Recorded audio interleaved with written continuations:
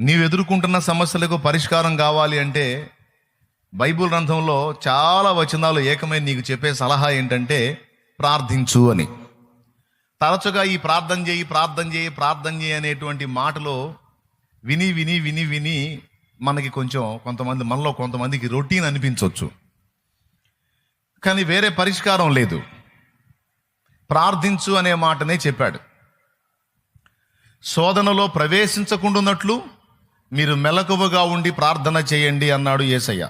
ఎంతమందికి తెలుసు? మీరు శోధనలో ప్రవేశించకుండాన్నట్లు మీరందరూ మెలకువగా ఉండి ప్రార్థన చేయండి అన్నాడు.